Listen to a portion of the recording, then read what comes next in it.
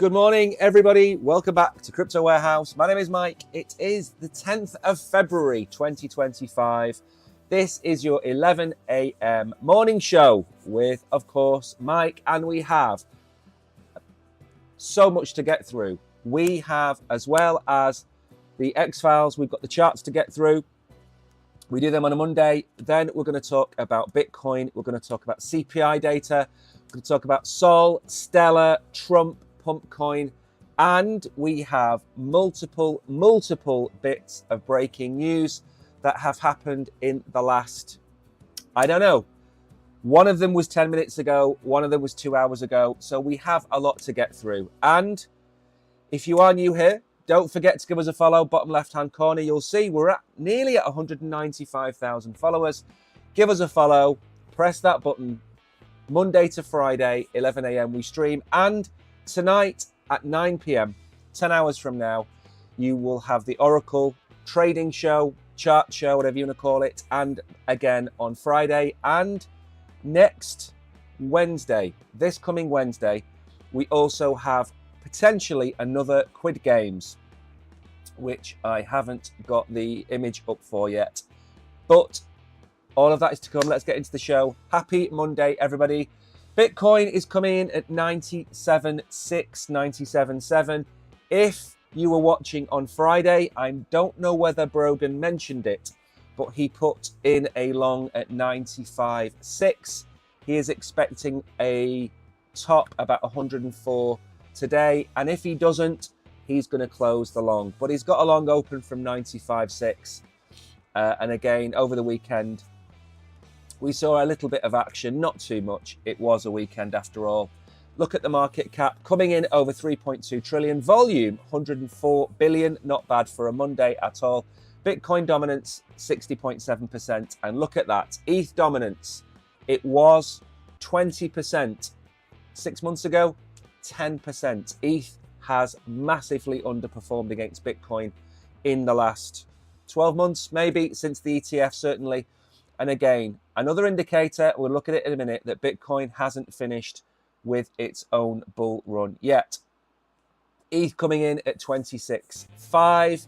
XRP still just under $2.50. Solana did reclaim $200 over the weekend. That is a massively bullish sign for me. It did dip to 195, something like that. Doge shouldn't be there, waste of time. Cardano coming in at 70 cents. I do expect us to get back above $1 on Cardano as soon as the next bit of bullish news comes out. And gainers and losers then. Where has my chart gone? Give me 1 second. I think for some reason I have removed the 24-hour. There we go. That should tell us now. So 24-hour gainers, we've got Litecoin up almost 11%. Bitenza is up, Aptos is up, EOS, Curve. Not too many gainers, only one top out coin there. And losers, again, not a lot down, 6%, 5% for some of the meme coins, Near Protocol. Not really a lot happening over the weekend. It's been a bit of a dead rubber this weekend. So let's get into the news because there is a lot to talk about. Before I do, however, I haven't said hello to chat. Good morning, chat. KB is here. Bullish Bull, Velvet Rope. Who else is here? I think Kishan said hello as well. Good morning to you all. Now, like I said, we have a lot of breaking news. This was 20 minutes ago. The Japanese Financial Services Agency intends to lift the ban on Bitcoin and crypto ETFs. Again, I don't know how accurate this is. This was breaking just before we came live. But again, we've heard rumors that China are going to unblock Bitcoin. That's coming out. Who knows? Maybe we'll see them all. And this is a little bit of a dig at people that are in crypto at the minute. Crypto guys will live like this to buy an extra $500 in crypto every month. Possibly the thinnest slice of bread and the thinnest slice of apple ever cut by a human being. Now we have some proper news, I believe. to get into. And then we'll have a quick look at some charts before we get into the news. Bitcoin's hash rate has set a new record high above 810. Is it exahertz? Is that what it's called nowadays? We've got so high, I don't know. And there is a big long number. Again, with the halving, the rewards get halved, the difficulty goes up, everything creates that scarcity in Bitcoin, which is causing it to hopefully go on to bigger and better things over the next 12 months. And again, quick reminder, one thing that might not be apparent to a lot of you is, although we are seeing the ETF adoption, although we're seeing institutional adoption, the one thing we haven't seen just yet is the crossover from traditional finance into crypto too much for retail. Yes, you have the Robin Hoods. Yes, you have the Revoluts. Don't be surprised if you see not only bank accounts, but mortgages and loans. In the next 2 years, you're probably going to be able to deposit your Bitcoin into an account with your local bank and then loan or borrow against it, should I say. So whether that be for your mortgage, whether that be for a car loan, expect all of those things. They're around the corner. They're not going to be here this year maybe, but the year after that. Now then, a game that I keep an eye on quite a lot. This is Star Atlas. Now, this is a live, real-time map of the ecosystem, the game itself, which you can zoom in and out of, the universe, the galaxy, whatever it might be. And each one of these little tiny moving dots is an actual player in the game. And I remember when this first launched, it looked like a 16-bit graphic. Now we've got the star bases, we've got the galaxies, we've got the mining going on. You can see the game interacting. And this game only has, I believe, 20 or 30,000 players at the minute. It's not a massive game, but we've been covering this for 3 years and the development of it has come a long way. You can play the game as if it was Fortnite. You can play the game as if it was Elite. I'm not sponsored by them. I have no financial investment in them whatsoever, apart from a few NFTs. That's it. Beautiful to see. Now then, the purchasing power of $100 since the creation of the Federal Reserve, 97% of the value has gone in 100 years. What's causing this? Inflation. Inflation is the hidden tax. Every $100 you make every year is probably $2 less the following year. So that $100 this year will be $97 or $98 the year after, $95 the year after. You just have to go back 20 years, 15 years to see what a Big Mac would cost you. Maybe it cost you $2 or $3, maybe even $3, let's say, 4 or 5 years ago. That today would be what, $4.50, $5? So inflation on just a burger alone has gone up 40 or 50% in the last few years. From money printing, very simply put, and the Federal Reserve, they print money and they have nothing to back it up. There is no gold standard anymore. Just remember, everybody calls crypto a scam. That's the biggest scam in the world. Now then, this is the breaking news. The Central African Republic has launched its own coin. And this was, again, 5 or 6 hours ago. We don't need to know what he's saying. It's irrelevant. What's important here is it's rugged itself. It's been rugged. This is the chart of the coin. There is another coin as well, which is, I believe, for Nigeria. That has also rugged and lost 99% of its value. Okay? Please, if you see these things pop up anywhere, if you see them on X and they're not on the exchange that you're on now, they are more than likely a scam. Okay? Hawk Turk Girl came in, promoted her coin. The coin went up, it came straight back down, and it was a rug. I don't even think it made it to the exchanges. So be very careful. The reason that exchanges exist is, in some respects, to allow for ease of use. In other respects, coins that get listed on exchanges tend to rug less than coins that are listed on dexes.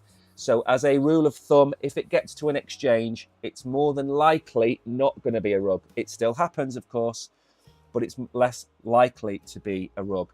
So again, this happened overnight. There was the Nigerian token, the Central Republic of Africa token, and they've all lost their value. They've all gone straight through the floor. What should that teach you? If you see one of these coins, you're going to see social media influencers, shillfluencers telling you to go and get this coin, go and buy it immediately. And you know what they're doing? I tell you all the time. They are going out and they are selling as you are buying. Be very careful. Now then, moving on very quickly, this is the DXY. At the start of the week, hopefully, we have topped at 110. It has come back down to this level over the last few days. And what we really want to see is this, okay? Why is this important? Because a strong DXY is a headwind for Bitcoin.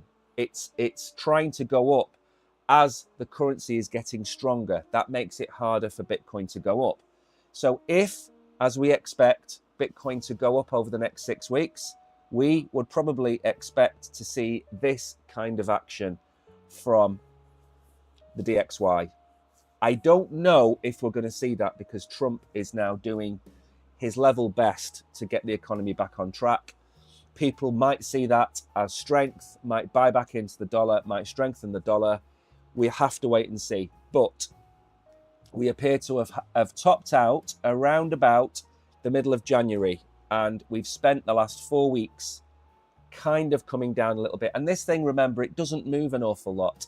We're talking about going from 110 to maybe 106, 107. We're talking about 1, 2, 3% moves. We're not talking about it going down to 80 or 60 or 50. It doesn't move like that. It's only crypto.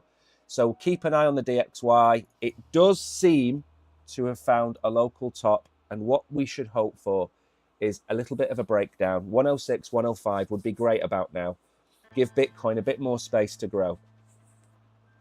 Now then, your alts are being wrecked. Okay, we know this part of the cycle, the alts are down, especially the smaller alts, they are down massively. And this is primarily because of what's happened here. We have seen this movement from Bitcoin and this happening where we broke down, we thought Bitcoin was done for, we thought the alts were going to have a massive run, and then Bitcoin basically got back above the bull market support band and is now sitting at 61.7, okay, 61.7%. Hasn't broken down since we looked at it last Monday. We could do with just a small correction like we saw here and here. Just a small breather to take, I'll have to choose my words carefully, to take the foot off the accelerator. Okay, we need Bitcoin to maybe slow down a little bit. I've seen people on Twitter talking about Bitcoin dominance going to 70%, 74%. I just don't see that. I don't see that happening. I think where we wicked to at 64, that was during a mass liquidation event. I don't see us doing that. I think we're about tops. I think, or I hope, that maybe we have one more run and then we come down. Maybe we go to 62, 63% and then we come down because, like I said, although we want Bitcoin to break down, it will do it whenever it feels like doing it. But when it does, that's when the alts will start to run, especially Ethereum. Ethereum has done nothing so far this year. And I have been saying all along, the best 2 quarters for Ethereum are Q1 and Q2. We are entering the halfway point of Q1, and Ethereum is still doing nothing. Absolutely doing nothing. And the other chart that we should take a careful look at I'm not going to do them all today because we're going to run out of time. But we have the total market cap is coming in at, what did I say, 3.1 trillion, something like that, 3.14 trillion. We seem to have come back down. I think I said this maybe Friday.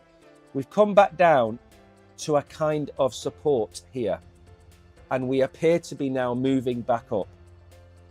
If we move back up, the target is, of course, 3.68 trillion. That's 20% from where we are now.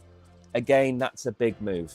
I get that. And I'm not expecting that over the course of the next 2 or 3 days. We have the CPI data. We're going to talk about that in a minute coming up. That could decide to absolutely dump us down. People are expecting inflation to be higher because of gas prices in America.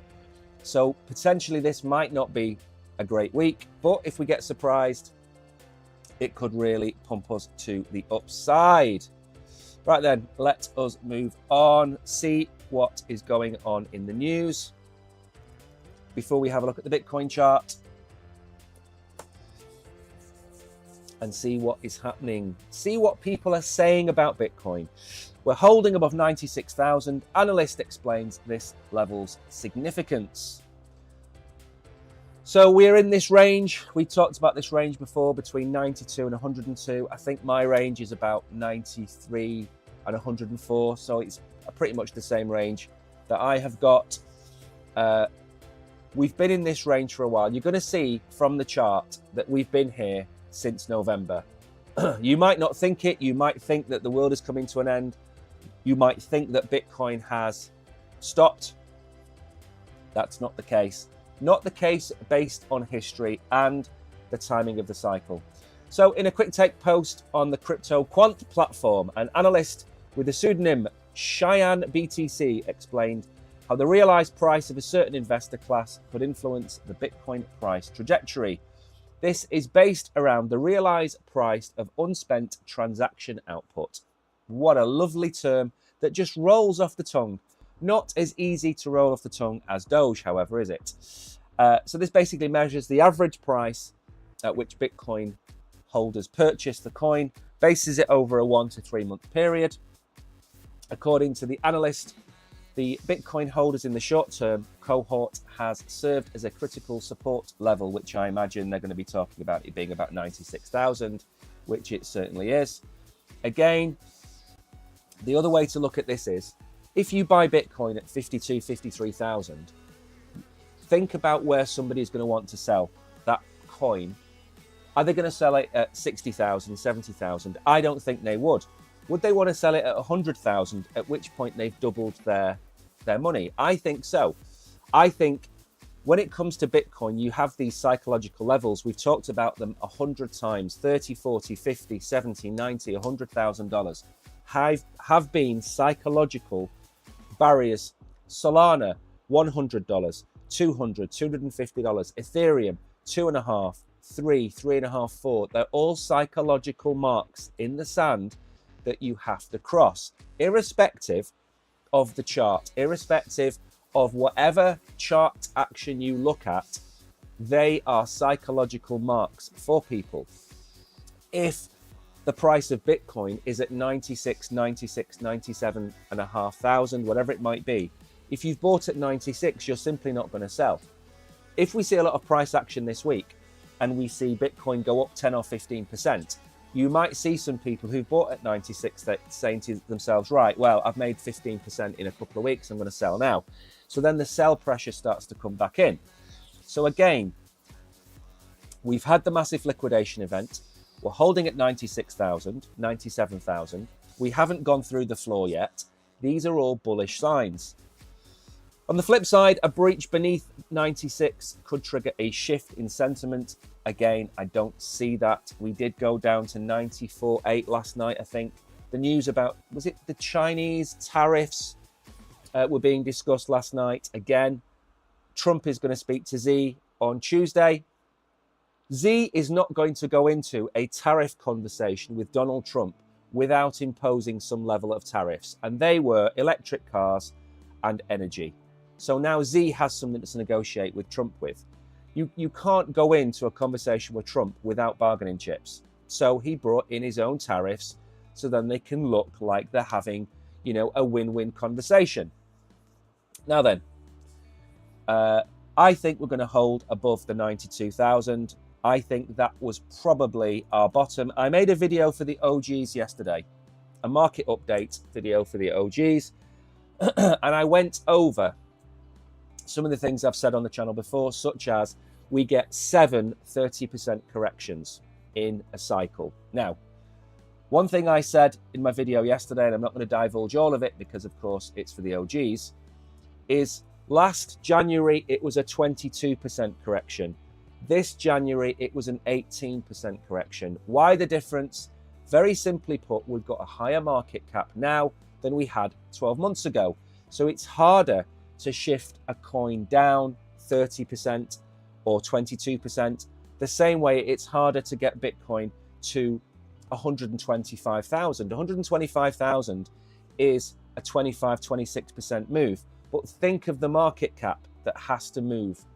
Think of the size of the market cap that has to move to get there. It's a bigger move than when we're at 40,000 going to, say, 50,000.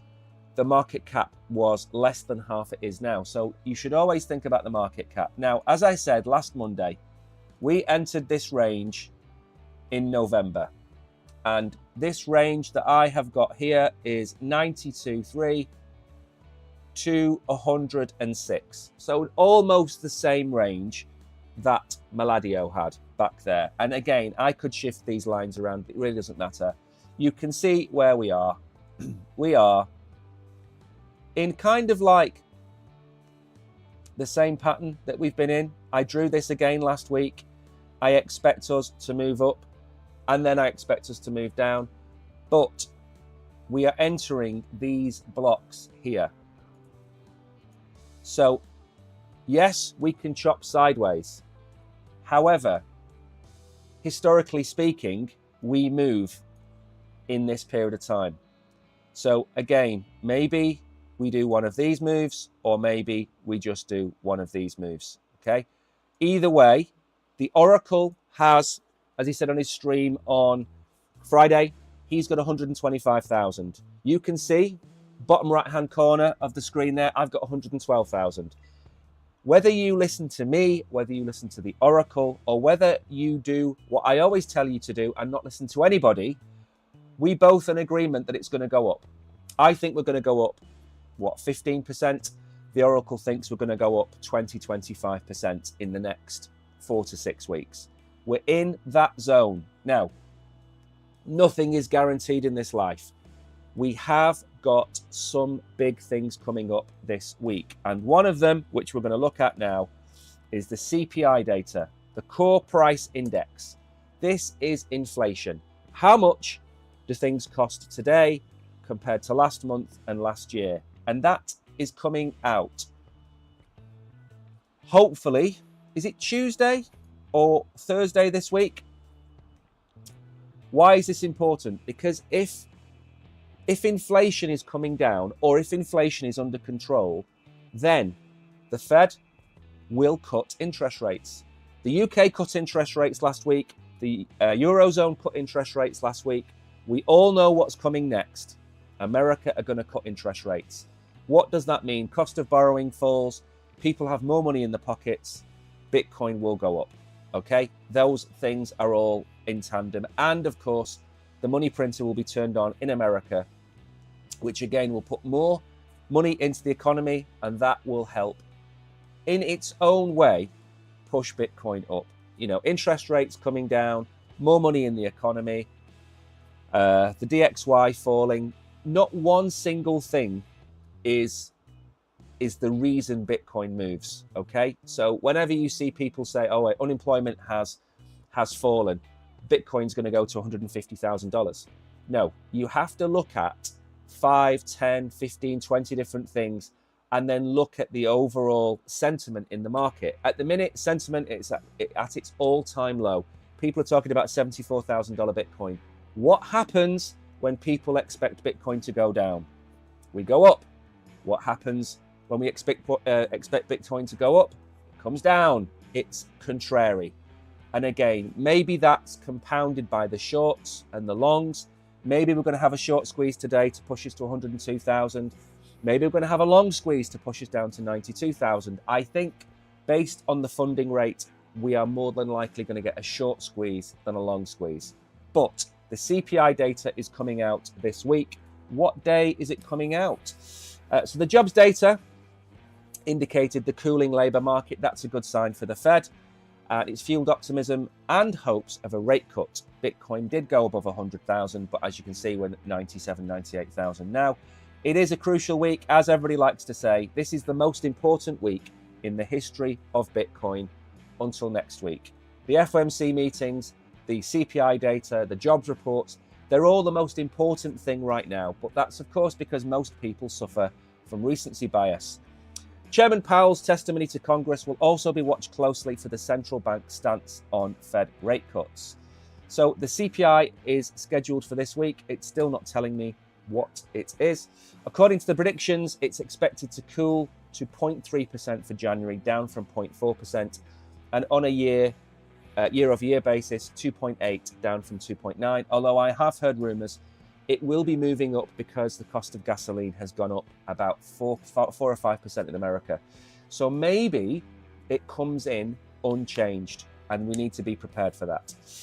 So the core CPI, that is supposed to come down to 3.1 from 3.2. But again, bear in mind, these are estimates. The Wall Street predictions are based on multiple banks saying what they think are going to happen. Some will be bearish, some will be bullish.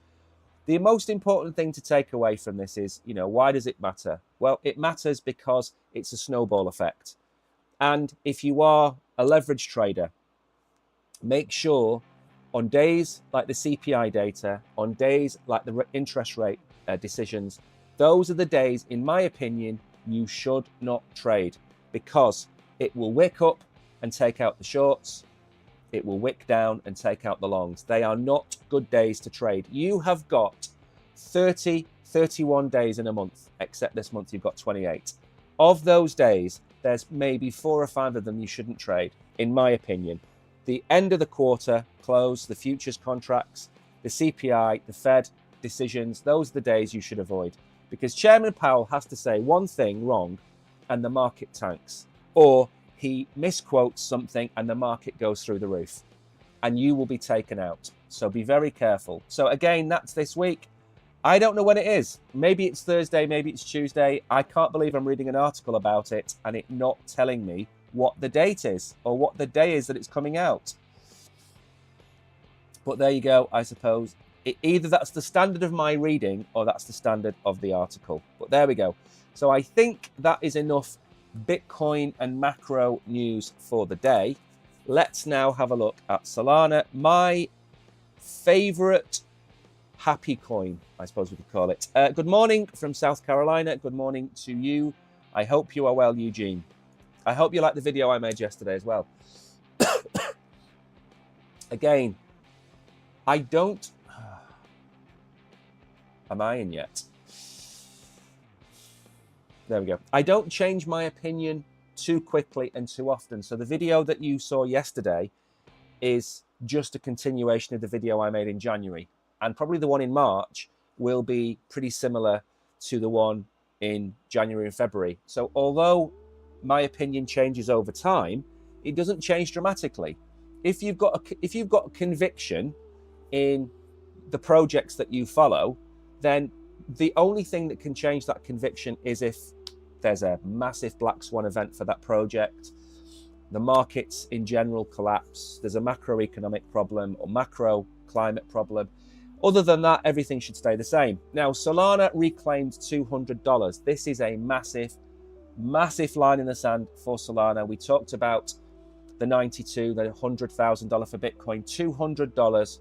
Although it's not crucial it holds 200,000, psychologically it's a great price to hold. I think I've got 183. We'll look at the charts in a minute. Solana has experienced sharp drawdown, going below $200 this week. I think it went down to 188, 192, something like that. and the net unrealized profit loss has fallen to the fear zone. This shift suggests investor sentiment has weakened, contributing to increased selling pressure. Again, I think the markets are really shook. The markets are worried and overly so. Again, you're going to see, I don't want to, I sound like a stuck record all the time. Bad news sells papers. Bad titles of videos sell watch time. Bad tweets sell impressions. Everything is about drawing attention, okay?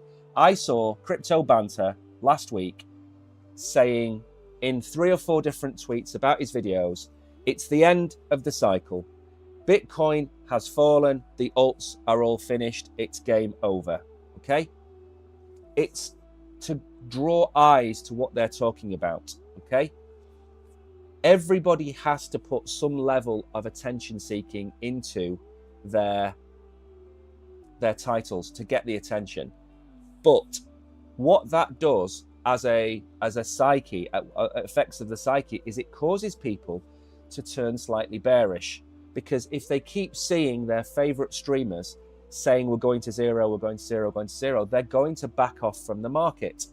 And that's where your conviction needs to come in, because you can't listen to the same group of people that tell you the same things. That's what went wrong for the Democrats. They all got in a bubble. They all had their own, groupthink. They all believed in their own stuff, and they didn't listen to external voices. In fact, they kicked those external voices out. If you follow the sensationalist narrative, you're going to be in a constant state of fear or elation. And that means you're constantly going to be buying the top and selling the bottom. That's what happens with these types of streamers who everything is the end. Everything is the end. End of the bull run. End of the cycle. Market tops. It's finished. Whatever it might be. They're constantly trying to add finality to things. You just have to ignore it. It's all for clicks and views. And the lower the number of views, the more desperate they get for their titles. And again, titles can be tongue-in-cheek as well. I get that. I'm not saying everybody who puts a title should be criticized for it. I'm just pointing out there are certain types that take it to the nth degree. Now then, we did good, Solana. We did good. Okay, now you should still have my same lines on this chart. I haven't looked at this chart in a while. Okay, so Solana held its support band. Tick number 1. It did wick down to 176. I'm sure I had 183 somewhere, but it must be on a different chart. We are in a nice kind of upward pattern. Higher lows. We're above the bull market support band. We're at 204. One theory that I've got that I think I might have mentioned a few weeks ago is the year before and 6 months before and 3 months before the Bitcoin and Ethereum ETFs went live, BlackRock was secretly buying Bitcoin and Ethereum. They set up a third-party company to go and buy Bitcoin. They set up a third-party company to go and buy Bitcoin and Ethereum, sorry. I believe that all around here now, so probably since, in fact, we could probably go back as far as here, okay? I think this entire zone here, I think BlackRock have been buying Solana. I think BlackRock are building up a, I don't know, $300, $400, $500 million position in Solana, because when the ETF goes live, they're going to need to have Solana. So I think they're buying it up through a third party. And I think the negative press that we're seeing on Ethereum hasn't come through on Solana because they're at a price that they're happy with. The Grayscale Trust last year was valuing Solana at $255. we're at $205 now. So the market last year thought we were a $255 price. This year, we're probably looking at a $400 price. I'm not going to go and look at it now. I might look at it at the end. But I think BlackRock are buying Solana. And I think that is partly one of the reasons why Solana is doing this well this year, because I think they're buying. And nothing will surprise me more in a month's time when we sit here reading an article about BlackRock buying Solana from November 2024. They've done it for Bitcoin. They've done it for Solana, for Ethereum. We know Litecoin is going to have an ETF. We know Solana and XRP are going to have an ETF. Why would you then not expect them to be buying Litecoin and Solana? So, where do I think we're going to go? Well, my chart has lost its lines, much like I have lost my voice for the last few weeks. There's a few lines to remember in here. I think we can look very roughly at some of these prices. About 180, if we have a black swan or a really bad CPI, I think we could go to 180. We've got to get above 220. If we get above 220, then the next thing to take out is some of these candle closes, which are at about, what, 255 is that, if I do it properly? 257, around that mark. So that's what I would expect. They are beautifully equidistant, which I haven't meant. So I think 180 if we come down, which I'm not really expecting us to come down that far, and 255 I would expect us to move up to. Again, what's that? That's a 10% drop from where we are and a 20-25% pump. Again, we're talking about crypto. These things are entirely possible. But again, I'm bullish on Solana. I'm bullish on Bitcoin. I'm confused by Ethereum. So let's just see. Now then, moving on. There was a feud of all things between. Cardano is the one I am looking at the moment. I do not blame you. I think 70 cents isn't a bad price for Cardano. What it goes to, again, in this bull run, because of Charles, it's completely...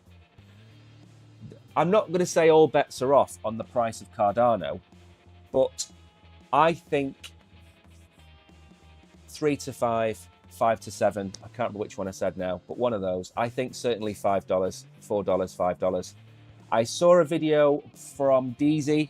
He's a massive Cardano maxi. He said $6 in his video over the weekend, and I thought that's actually a reasonable target.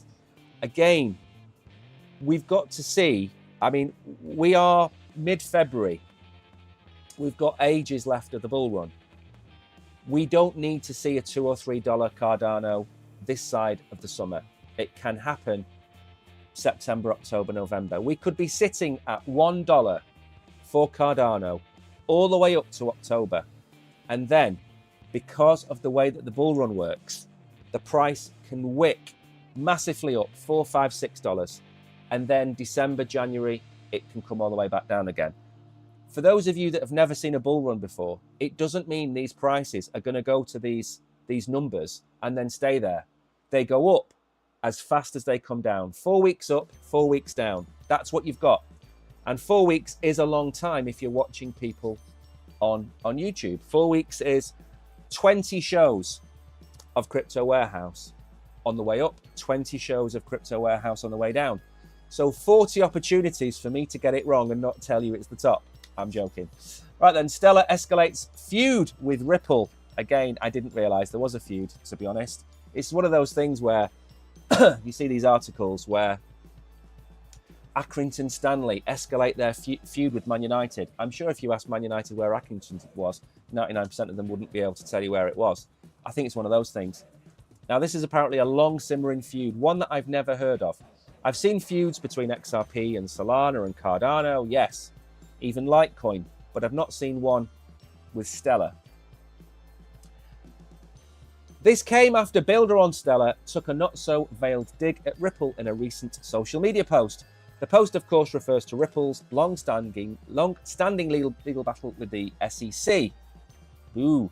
The XRP community was instantly up in arms over the rather caustic social media post. Some of its members have called for selling all their XML tokens. Other commentators have accused Stellar of being an XRP copycat. It's freezing, by the way, and my nose is cold, and I'm finding it hard to pronounce the words, if you're wondering what I'm doing. Imagine forking the XRP ledger and calling it progress. Boo. It's like a pantomime, really.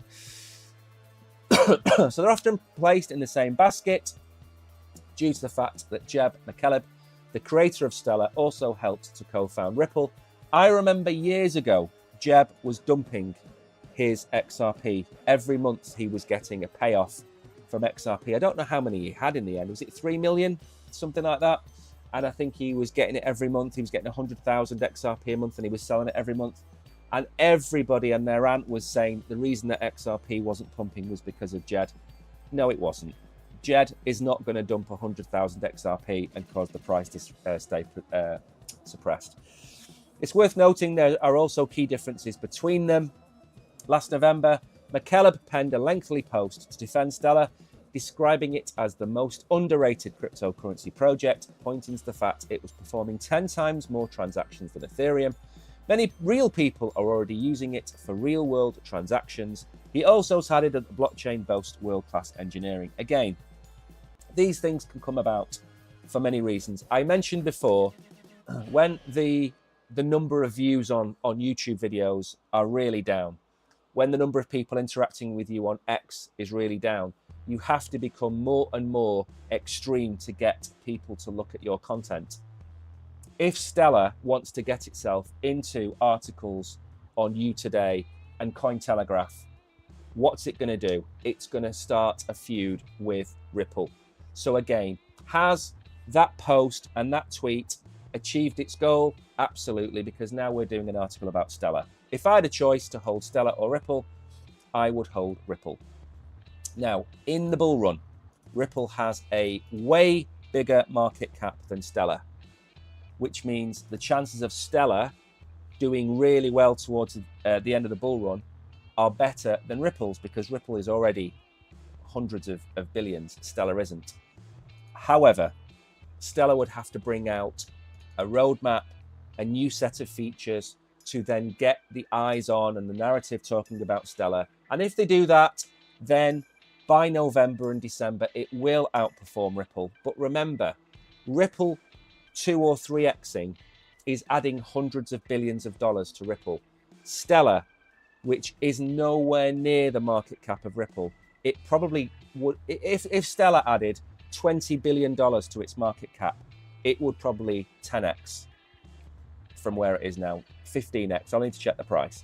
But the point of the matter is, these feuds can be manipulated. Can be manipulated. What are my thoughts on XLR? It hasn't crossed my mind, Eugene. I will have a look at the chart at the end. We're at 11:43, okay? So we've got 15 minutes to get through the next two articles, and then I'll try and bring up the XLR chart, and we'll have a look at it. Now then, I can't believe I'm going to do this, but I'm going to defend Trump. Full disclosure, I don't own any. I don't own any Trump, okay? But I'm going to defend it. Is there still a future for Trump? Down 20% this week. Again, should you hold any of the top 20 tokens first before you buy Trump? Yes. Should you allocate more than 1% of your portfolio to Trump? No. Okay? I'm not... the context of this conversation and this article is not about doing... I've seen some exchanges create these funds where they will say it's a USA fund, and in it you'll have Bitcoin, Ethereum, XRP, Trump. And what they do is they allocate 10% to 10 tokens, right? It's hogwash. It's absolute nonsense. It's not how you should do a fund, especially for non-crypto people who don't know what they're doing. If you've got a fund that's got Bitcoin in it, Bitcoin should make up 50 or 60% of that fund. Ethereum, say 10. Solana, 10. XRP, 10. Okay? Well, that is what? That's 90%, 80% of that portfolio taken up. When I'm talking about this, I'm talking about it in the context of it being a meme coin with no utility and no value. Okay, so please bear that in mind. Do I think Trump has a future? It's trading at $17. Forget the lookalike coins. There's nearly 2 million coins right now. Forget that. $17 for the coin. It was at 30. People were talking about it going to $100. I could have seen it going to $100, absolutely. But what took the steam out of Trump was Melania. I think without Melania, Trump would have kept on going. But Melania came out, and Melania sucked the liquidity out of Trump and the meme coin market, and then people rotated from Melania back into other coins, and that kind of kiboshed it.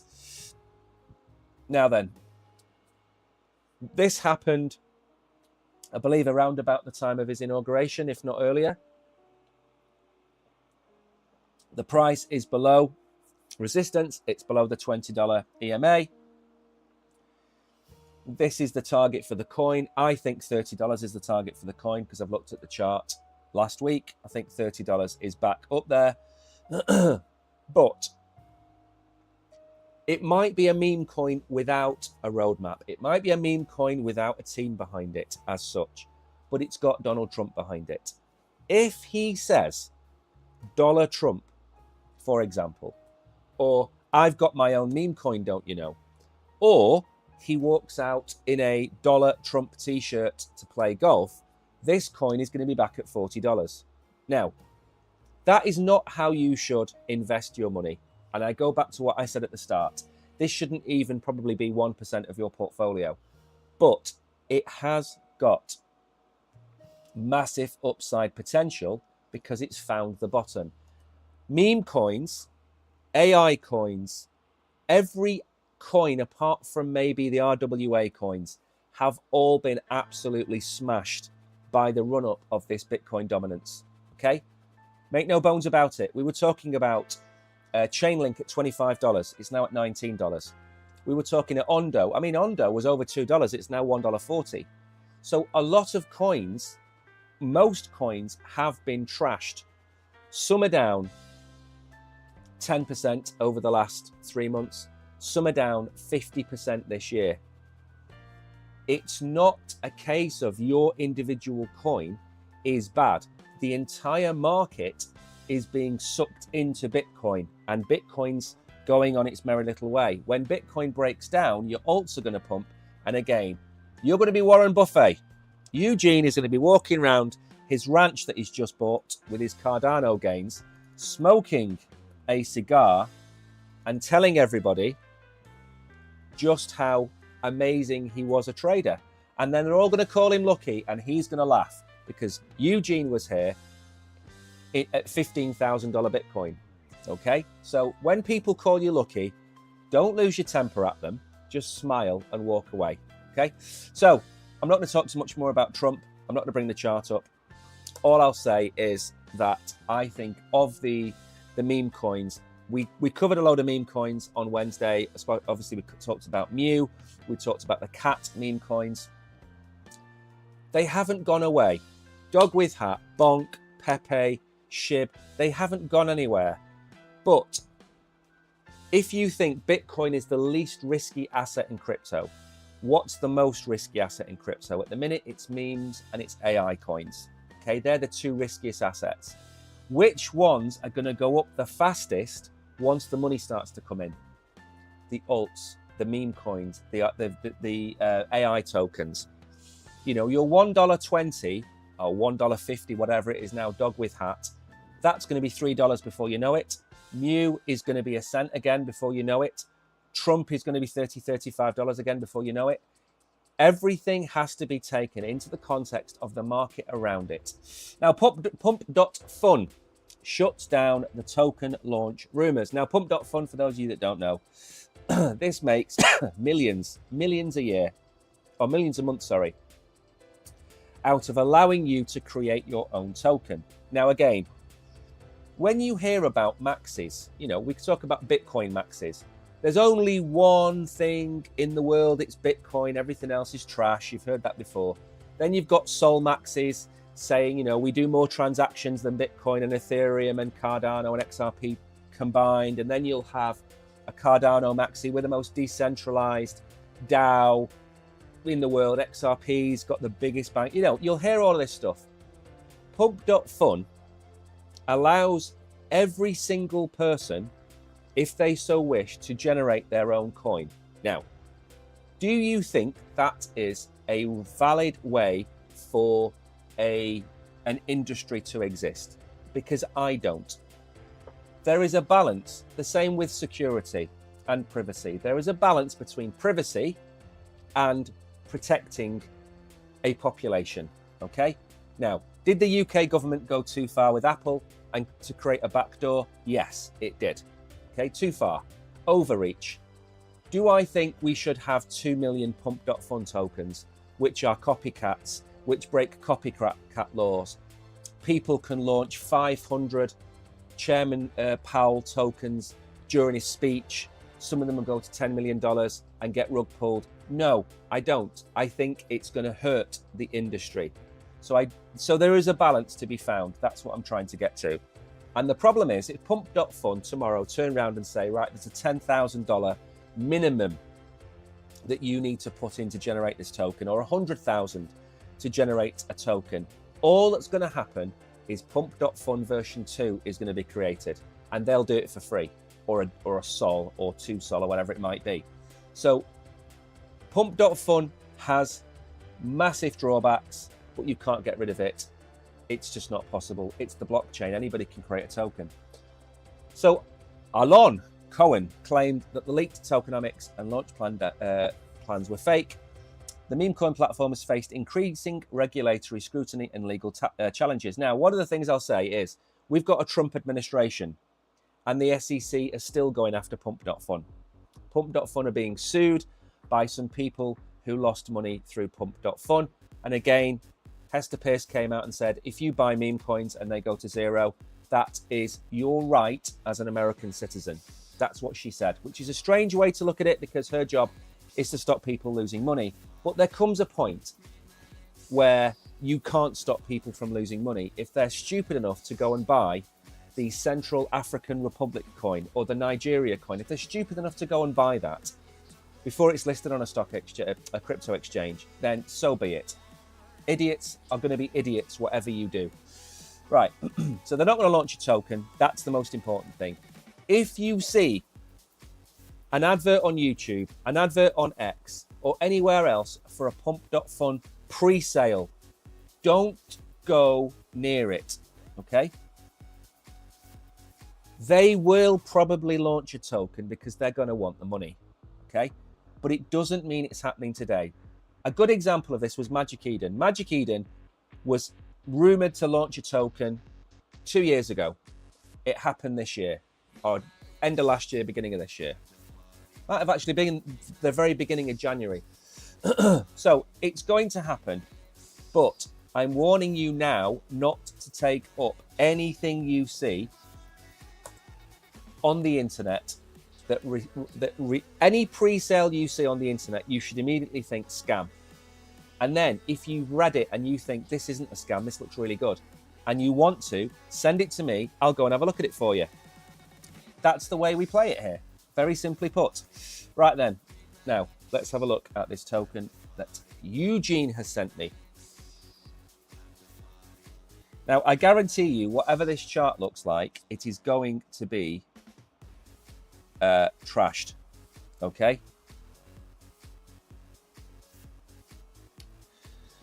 I don't even know if I've got the right token. This is the worst thing to do on a Monday morning live. Okay, now, again, I will refer you back to what I was just saying, okay? Everything since December is down.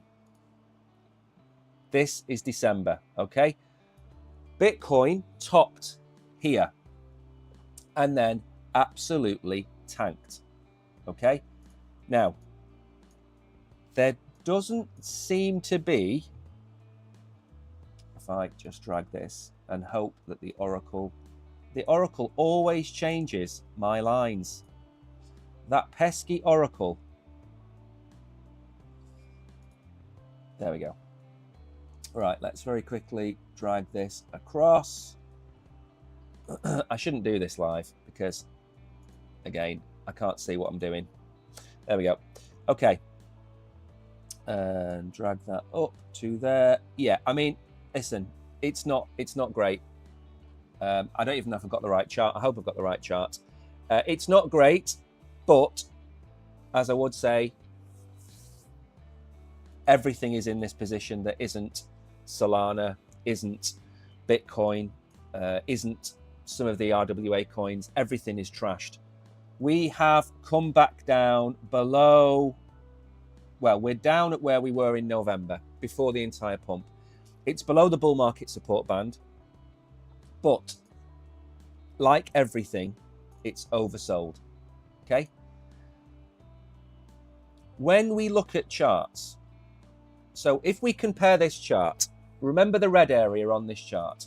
Now, let me go and show you XRP. This is a good example, okay? XRP, I've even got it circled, okay? XRP, all of those X's down there are when we told you to buy XRP. The kill zone, the red zone, okay? So what's the red zone? It's the bottom of the fib level. The fib level down there is when it's at its lowest price, okay? Now, what has XRP done? It's rocketed. And people, a lot of people are saying, oh, you know, I've missed the boat. I've missed the boat on XRP. I can't believe I've missed the boat. Well, funnily enough, because we were in that boat from the 9th of May until the 2nd of November. For 2.5 years, we were in this boat. 2.5 years, we were saying, buy XRP there. And now, people have the goal up here to say, oh, wow, I missed the boat. You had 2.5 years to buy it. If your dream home is on the market and you don't buy it for 2.5 years and somebody buys it, decorates it and puts it back on the market for 10 times the price, you can't sit there and say, oh, I missed the boat on that one. You can say, I can't afford it. Absolutely you can. With the likes of these coins, if you like them, you should buy them. It's all gone wrong now. If you like them, you should buy them and you should hold them. And if they've got a revenue model and a profit model and a roadmap and a docs team, and you believe in what they're doing has real world applications, you should buy it. And it shouldn't matter what I say, okay? I can tell you if it's pumped way above the bull market support band and it's likely to retrace and say, I'd hang on a minute to buy it, I'd wait for it to come back. Every coin that we've had on here that we have seen go up, that we have covered, we have said, wait for a retracement, and eventually that coin is retraced. We've not seen a coin go from 1 cent to $10 and not come down a jot. XLR is under the bull market support band, oversold in the red zone. If you like that coin, buy it. But my other thing to say to you is, when Bitcoin pumped last time, did it really pump? And the answer would be yes. We can go back to November and see that it really pumped back in November. So the chances are that when Bitcoin pumps now, it's also going to pump. If you look at other coins that didn't pump in November and December, they're not likely to pump now because the eyes aren't on them. So that's what I would say. And XLR did go with Bitcoin, which means if Bitcoin goes back to 106, 112, 125,000, XLR is likely to go up with Bitcoin. So that's what I would say on that. I'm not going to go off on it too much. I haven't reviewed the project either, to be fair, but I don't need to review the project to see where it is on the charts. You just have a few simple indicators to let you know where it is. And that's pretty much it. Now then, that is the end of the day, but a reminder that tonight the Oracle is streaming in 9 hours. 9 hours from now he will be streaming. He longed Bitcoin, I think at 95.5. I think, was it 95.5 on Friday? He longed Bitcoin. So he's got an open trade that he's probably going to close on the stream tonight. if Bitcoin isn't at whatever he said it wanted it to be, 102 or 104, if we're not there by the time he streams, he's going to close the trade. But he caught the bottom at the time. And then I think we went to 94.9. We went a little bit below his bottom, but we've come straight back up again. So try and catch him. And if you've got coins that you want the Oracle to look at tonight, just message him in chat as you're watching him, okay? The one thing that people do when they watch him is they wait until there's 10 minutes left on the stream and then say, can you have a look at XRP? Can you have a look at ADA? Can you have a look at AVAX? When there's 10 minutes left, okay? When you start watching him tonight at 9 o'clock, log in 5 minutes early, put your coins in there you want him to look at, and then he's got a list of the coins to look at the start of the show. Don't ask him at 9:55 when he's got technically 5 minutes left. So that is it from me. I've managed to get through the entire stream in an hour, which I didn't think I was going to do because there was so much news. A recap then. Solo Sky has just joined us. A recap then of what has just happened. So, Central African Republic launched a token and rugged. Nigeria allegedly launched a token and rugged. Japan is going to unblock Bitcoin ETFs. China is rumored to be unbanning Bitcoin. That's big news. Bitcoin is sitting at a good price, ready to go back above 100,000. We've got the CPI data coming out this week. That's going to be big news. Solana is holding $200. I think if we have another move up, we could be looking at 220, 230, 240 easily. If we have a retracement, then 180, whatever it was I said, 180, 182 is going to hold. Stellar had an argument with XRP, which is a nothing burger. The Trump meme coin, I think, is going to go back to $30, $35 as soon as Trump says something about it. And Pump.coin, again, don't buy anything on Pump.coin. It's a really easy way to lose your money. You're watching on an exchange. The majority of you watching on an exchange right now, that's where you should be watching your coins get listed. We review some projects for exchanges on here as well.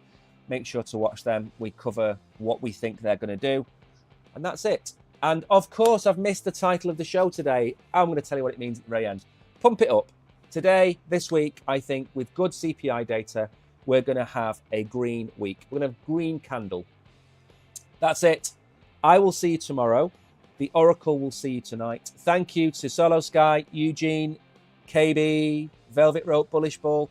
Again, we can see how much despair is in the market by how few people watch these streams. We know. We stream on different platforms. We stream on different exchanges. And we can see across the board, we are probably down 75% compared to, say, December. So we know, and we know the ones that are watching are hurting, but patience is the name of the game. And 2 weeks' time, 3 weeks' time, again, we could be sitting here smoking cigars, thinking we're going to go to $1 million, but we're never going to do that. We might go to 200,000. The same way, we're not going to go to $15,000. We have to temper our expectations and not worry so much about the doomsayers. Anyway, thank you, everybody. I will see you all tomorrow. Tonight, the Oracle is on at 9 o'clock. Make sure you tune in. See you soon.